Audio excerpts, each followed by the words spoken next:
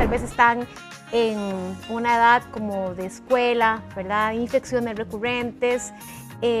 ¿Para qué específicamente sirven las amígdalas o para qué están diseñadas? Sí, es muy importante, primero sí, justamente saber qué son, ¿verdad? Las amígdalas palatinas, es lo que nosotros llamamos las glándulas. Entonces las glándulas se ubican en la parte trasera de la garganta, ¿ok?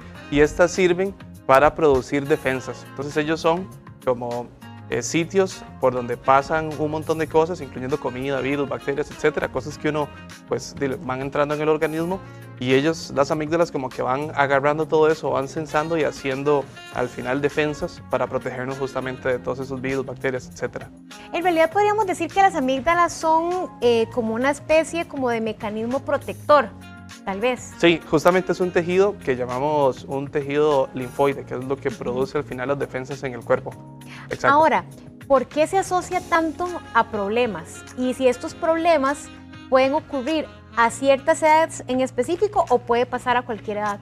Sí, usualmente las amígdalas tienden a tener mayor actividad cuando uno es chiquillo, más o menos, ¿verdad? Uno puede decir que entre los 2 y 7 años es cuando hay mayor actividad de esas amígdalas, cuando están en su apogeo, por decirlo así. Y cuando empiezan a dar ciertos síntomas, más bien en vez de beneficiarnos produciendo defensas, más bien empiezan a afectarnos. Entonces, la pregunta aquí viene, ¿son buenas o son malas? Son buenas, pero si empiezan a funcionar mal o empiezan a afectar el cuerpo, pues definitivamente sí hay que quitarlas. ¿En qué momento pasa, doctor, en que tenemos un funcionamiento, digamos, bien o fisiológicamente bien? ¿En qué momento es que empiezan ellas a tener como esta falla y a darnos guerra? Sí, usualmente es cuando uno empieza a tener, generalmente de chiquillo, era un montón de infecciones, ¿verdad? Entonces esa típica historia de si uno tiene un hijo, cuando uno era chiquillo, era que me enfermaba cada rato las glándulas, que se devolvían gigantescas, que uno le veía puntitos blancos, ¿verdad? Y empezaba uno a sentirse mal, fiebre, etcétera, ¿verdad? Entonces, cuando estas infecciones empiezan a ser algo muy recurrente, entonces definitivamente ahí es cuando uno dice, no nos están ayudando tanto como nos están afectando. Entonces uno lo tiene que poner siempre en la balanza, ¿verdad?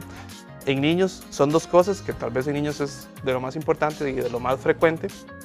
Dos cosas. Uno, la cantidad de infecciones que uno puede tener a lo largo del año, y también qué tan grandes son. Y si son muy grandes, si me empiezan a afectar para respirar y hasta para comer, por ejemplo, hasta para hablar inclusive. Entonces ahí uno es donde tiene que poner justamente en la balanza eso. Entonces, ¿cuándo se transforman en buenos y malos? Cuando en la balanza, ¿verdad? Se tiende a ir hacia algo que me está afectando. Cuando digamos como que se vuelca. Doctor, ¿usted nos podría hablar de los famosos tonsiolitos? Que yo creo que son súper incómodos. La gente a veces no sabe ni de dónde fue que salió lo que salió. Nada más saben que es horrible, pero como para tener un poquito de claridad sobre qué es esta masa. Sí. Los tonsirolitos. Tonsirolitos. Tonsirolitos. Sí, tonsirolitos. Tonsirolitos. Básicamente son pelotitas blancas que se están formando en las amígdalas. Las amígdalas tienen como unos huequitos que nosotros les llamamos criptas. Entonces en esas criptas se empieza a guardar ahí saliva, comida, bacterias, ¿verdad?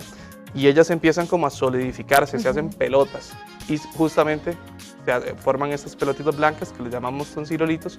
Y esto es más frecuente ya cuando uno es más grande, no tanto de chiquillo. Generalmente el chiquillo era lo que hablábamos, de que se volvía muy grande, si le costaba respirar o que uno se enfermaba mucho. Y ya de grande es esto el problema, los tonsirolitos. Entonces los tonsirolitos es eso, esa combinación más de bacteria, comida, saliva, que se queda pegado en los huequitos de la amígdala y tienden a salir, ¿verdad? Entonces parecen al final como icebergs, ¿verdad? Adentro pueden ser grandísimos y uno se lo ve la puntita y a veces salen completos. Generalmente eso le hace ver a uno que la amígdala está inflamada, ¿verdad? Los tonsirolitos pueden ¿verdad? Inferir, o uno puede inferir, ¿verdad? Cuando yo no veo al paciente, pues le hace el diagnóstico, pero si la persona dice que padece de tonsirolitos, entonces ya uno puede pensar que probablemente esas amígdalas están muy inflamadas y ahí sí valdría la pena operarlas. Y también no hay que mezclar o no hay que tener dudas de lo que es un tonsirolito a lo que es ya una infección como tal. Claro. Muchas veces una persona dice, veo un tonsirolito, digo, sí, tengo una faringoamigdalitis por una bacteria. Y son entidades totalmente diferentes, entonces como les digo, más profundas y pues pueden guardar entre más profundas y más grandes van a guardar más saliva, comida, bacterias, y eso tiende a la edad adulta, si uno no lo resuelve de niño, a la edad adulta es donde uno ya empieza a tener los tonsilolitos. Doctor, ¿cómo deberíamos nosotros como personas, entre comillas, normales, limpiarnos esos tonsilolitos? Lo ideal o lo que yo recomiendo es no tocarse la garganta del todo, no tocarse, no meterse nada dentro de la boca, no manosearse esas amígdalas, sino más bien justamente ir donde un otorrino. Lo ideal es no extraerlas, no tocar, ¿verdad? No dañar la amígdala, porque eso más bien puede ser contraproducente e inflamar todavía más. Entonces ahí lo que uno pensaría es mejor ir al otorrino y valorar ahí si de mejor cirugía. Doctor, según su amplia experiencia, ¿cuáles han sido los casos donde le ha tocado realizar esta cirugía a más temprana edad? A más temprana edad, justamente cuando, casi siempre cuando uno es chiquitillo y tiene las amígdalas están grandísimas, usualmente las adenoides, que son unas pelotitas que están detrás de la nariz, también son grandes. Entonces cuando estas dos se juntan, lo que hace es que el chiquillo empieza a roncar, ¿verdad? Entonces cuando el chiquillo ronca, y no duerme bien, no rinde ya después en la escuelita o en el kinder, o usted lo ve que se pasa durmiendo todo el día, ¿verdad? Entonces uno opera, lo más temprano que he operado sí han sido 2 años y justamente por esa razón. Súper temprano, doctor. Ah, sí, se puede operar desde bien joven. Ok, ¿y ya en la adultez? De lo adulto, yo creo que el récord tal vez es un señor de 65 años. Ok. Sí, justamente por la misma litosis. Ok. Es que yo creo que sí puede representar un tema importante porque tiene que ver con el autoestima, lo que hablamos ahorita con las relaciones interpersonales, de vida de pareja, es un tema bien complicado. Claro, sí, la litosis es todo un tema. Ahora, doctor, ¿en qué consiste propiamente la cirugía como tal? ¿Siempre se hace una remoción total o podría hacerse una remoción parcial? Uno siempre prefiere quitar toda la glándula, ¿verdad? Entonces las glándulas, como les decía previamente, están en la parte más de atrás de la garganta, ¿verdad? Están en la parte de atrás y a los lados.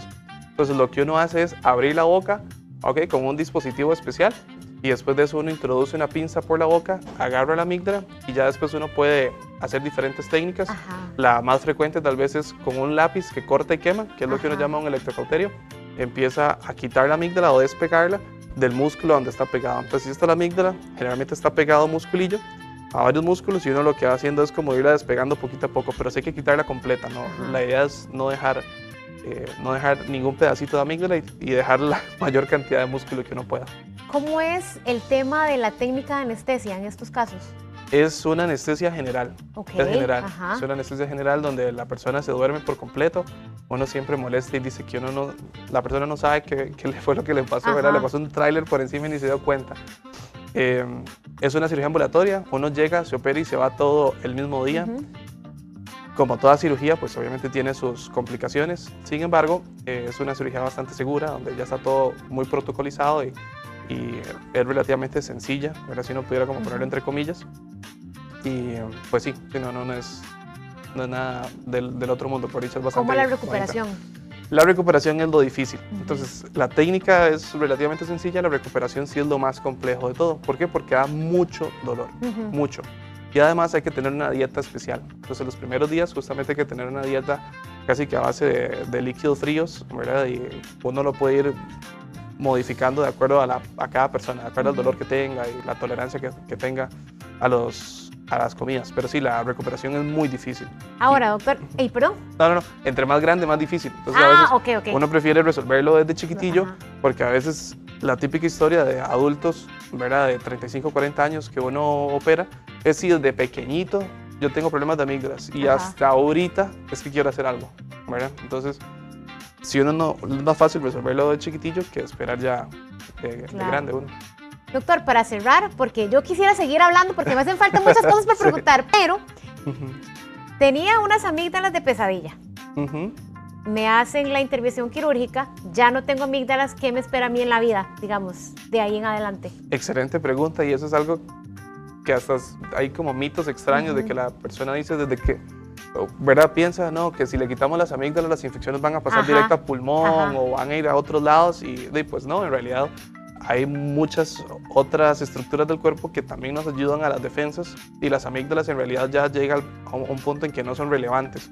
Entonces uno sin amígdalas tiene una vida completamente normal.